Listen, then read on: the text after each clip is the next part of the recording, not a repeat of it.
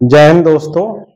आज हम गणित के बहुत ही इम्पोर्टेंट टॉपिक निर्देशांक ज्यामिति इसका अध्ययन करेंगे और इसको देखने के लिए आपको ये वीडियो बिल्कुल पूरी देखनी है, कहीं पर भी स्किप नहीं करना है।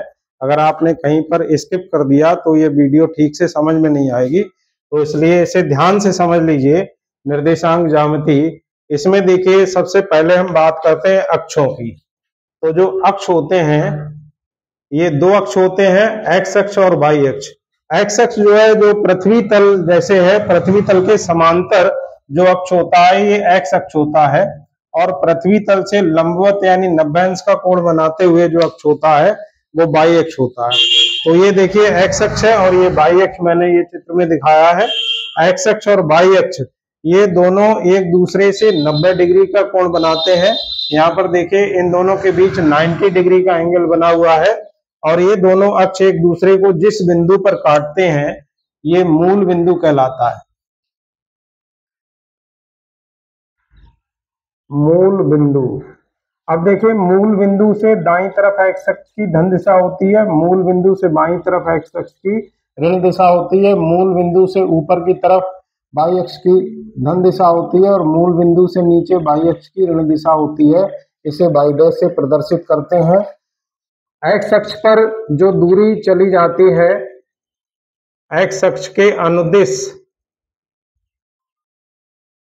जो दूरी होती है उसे हम कहते हैं भुज, और वाई अक्ष के अनुदिश जो दूरी होती है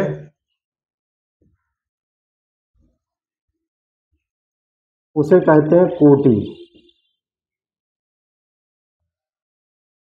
तो इस तरीके से अगर कोई बिंदु है, अगर उस बिंदु को हम इस कार्तीय तल पर लोकेट करते हैं तो उस बिंदु के दो निर्देशांक होते हैं, एक होता है भुज, एक होती है कोटि। बिंदु एक होता है लेकिन उसमें भुज और कोटि दो होने के कारण उसके जो निर्देशांक हैं वो दो होते हैं।